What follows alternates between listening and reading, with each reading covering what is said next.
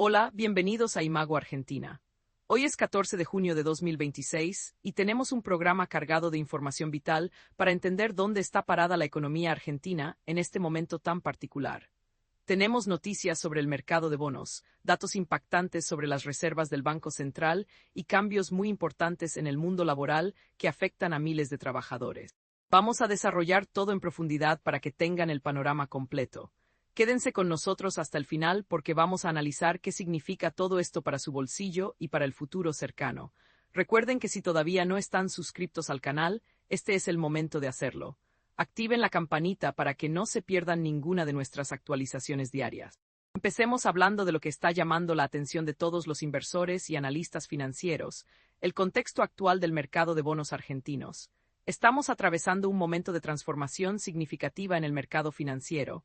Para entender la magnitud de lo que está pasando, miren estos números. La inflación de mayo de 2026 cerró en el 2,1%. Este es el nivel más bajo registrado en los últimos 8 meses.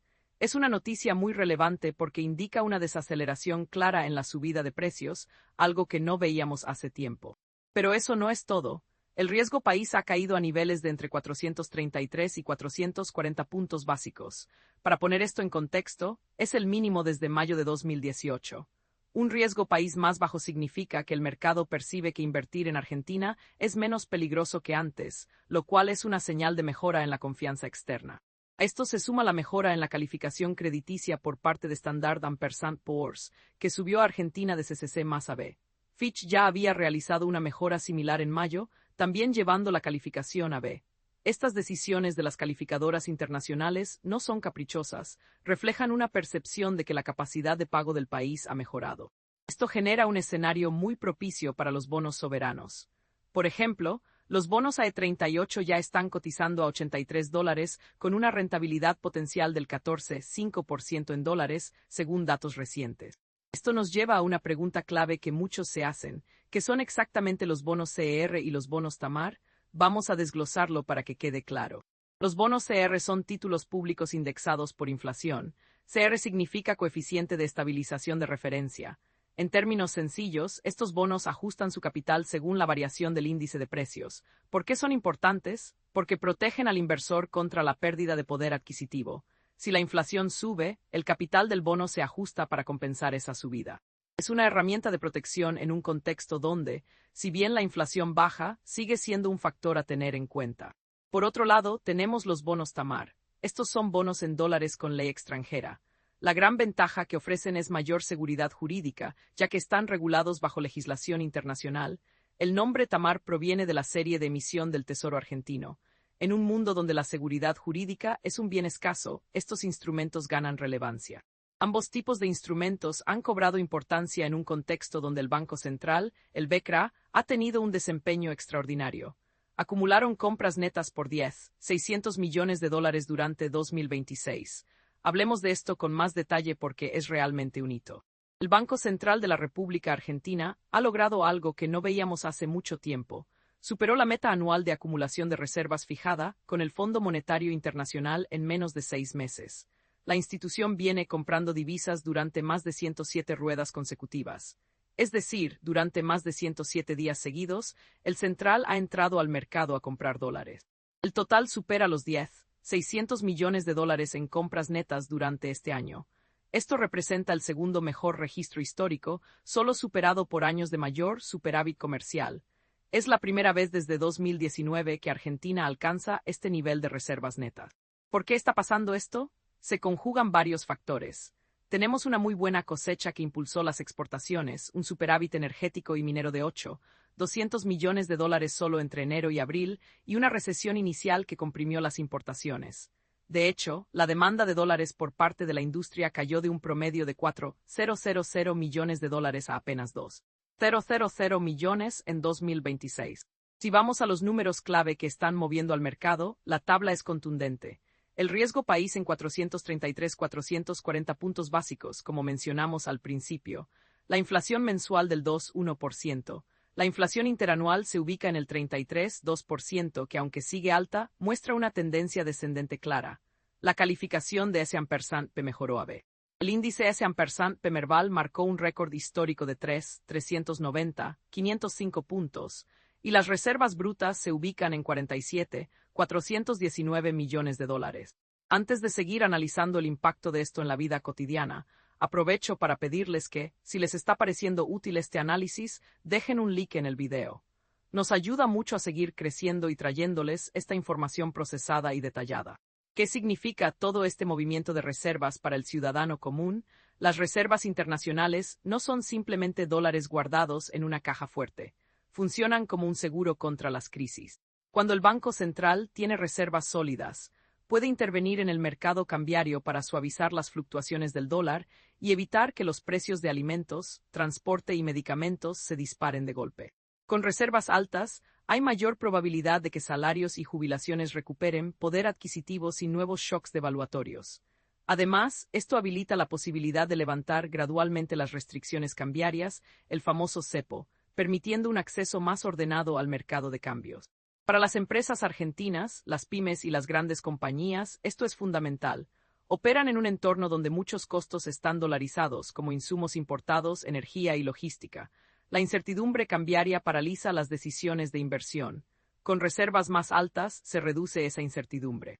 Se facilita la planificación financiera a largo plazo, se fluidifican las importaciones con menos trabas administrativas, y bajo el riesgo país, se abarata el financiamiento externo e interno. Esto también vuelve a Argentina más atractiva para la inversión extranjera, que trae tecnología, empleo y divisas. Sin embargo, no todo es color de rosa. Los analistas alertan sobre varios elementos que podrían presionar las tasas hacia 2027. Hay factores de riesgo que no podemos ignorar.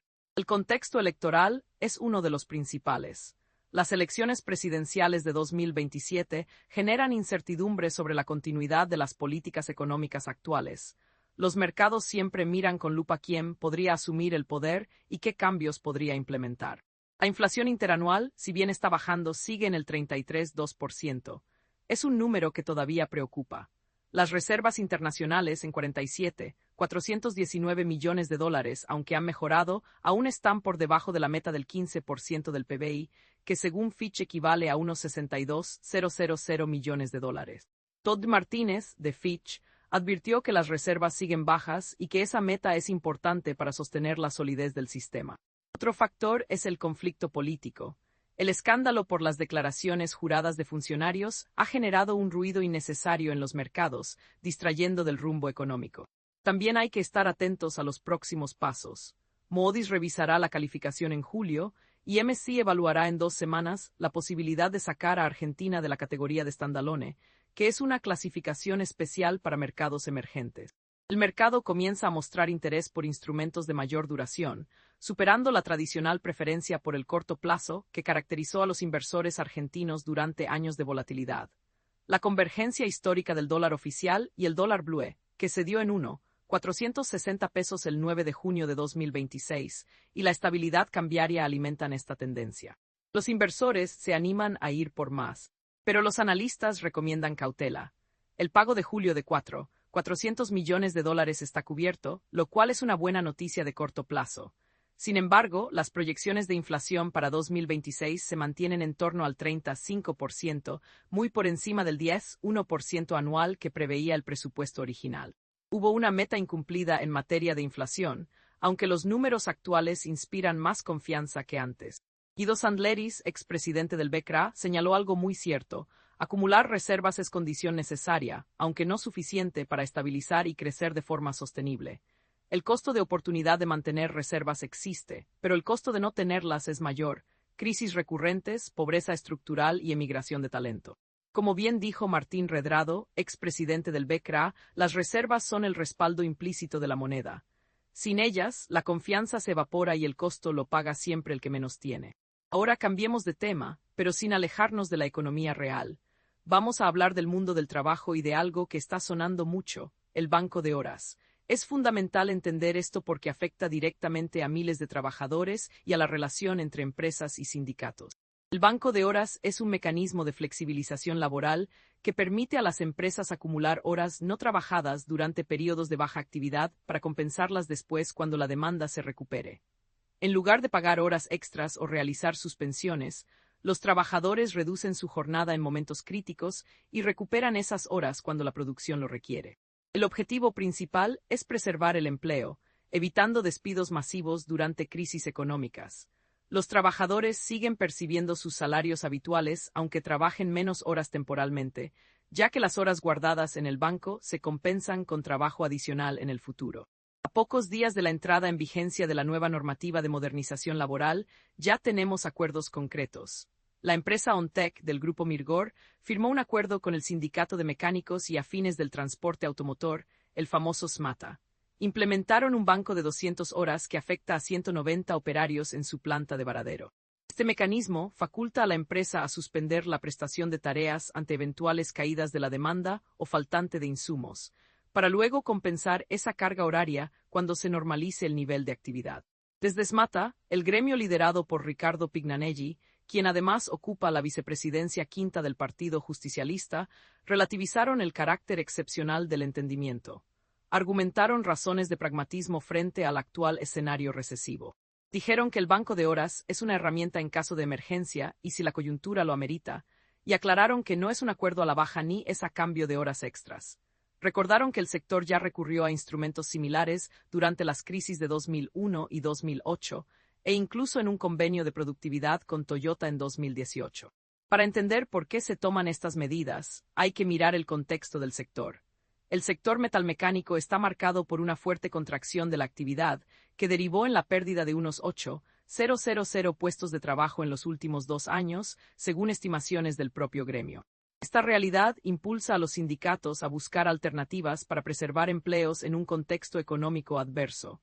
Es una negociación difícil, se cede flexibilidad a cambio de sostener la fuente de trabajo. Pero esto no se queda en un solo sector. En el ámbito aerocomercial, la firma FL Bondi acordó con la Asociación de Trabajadores Aeronáuticos de FL Bondi, ATAF, un programa de suspensiones rotativas con el pago del 70% de los haberes. Esto fue motivado por las dificultades para restablecer la totalidad de su flota de aviones.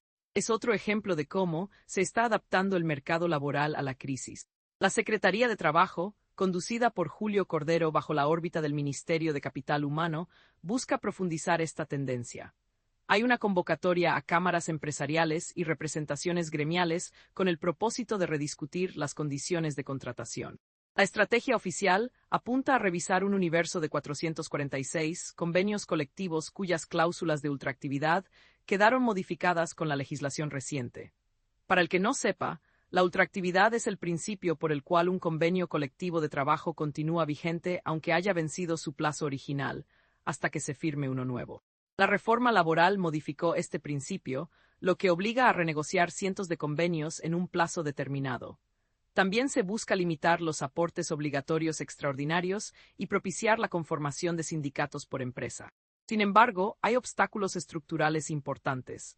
La viabilidad operativa de esta convocatoria genera visiones contrapuestas.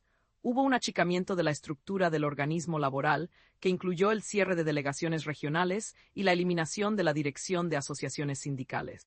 Un dirigente sindical evaluó con preocupación que no tienen estructura para llamar a nadie, refiriéndose a las demoras administrativas que exhibe la repartición estatal. Este diagnóstico fue compartido de manera parcial por técnicos de la Unión Industrial Argentina, la UIA, respecto de las dificultades para encauzar trámites rutinarios y conflictos colectivos. Y no podemos dejar de lado la situación de la CGT. La Confederación General del Trabajo transita un período de deliberación interna y visiones dispares entre los miembros de su conducción respecto de las medidas de fuerza a adoptar.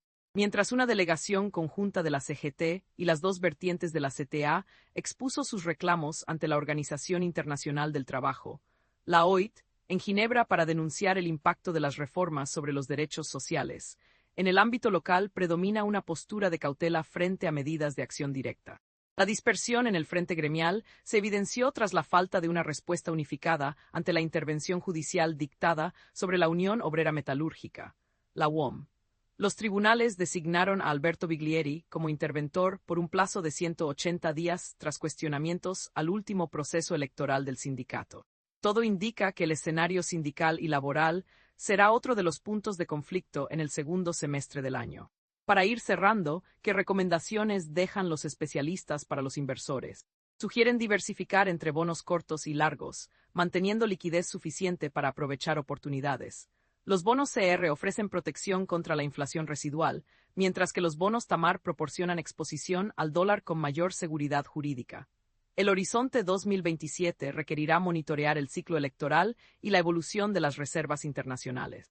En resumen, hoy 14 de junio de 2026, tenemos una economía que muestra signos de enfriamiento en la inflación y de solidez en la acumulación de reservas, con indicadores de riesgo país mejorando y calificadoras subiendo la nota del país. Pero también tenemos una realidad laboral que se transforma con flexibilizaciones y acuerdos para sostener el empleo en un contexto recesivo, y una puja política y gremial que se avecina intensa hacia las elecciones de 2027. Es un momento de transición, de oportunidades para algunos y de sacrificios para otros. La clave será ver cómo se comportan las variables macroeconómicas en los próximos meses y si el frente político logra no romper los avances que se han conseguido. Desde Imago Argentina vamos a seguir monitoreando todo este panorama minuto a minuto. No se olviden de suscribirse al canal y de activar la campanita de notificaciones. Dejen sus comentarios aquí abajo con su opinión. ¿Creen que la acumulación de reservas va a sostenerse? ¿Cómo ven el tema del banco de horas? Nos interesa mucho leerlos. Muchas gracias por acompañarnos en este análisis. Nos vemos en el próximo video.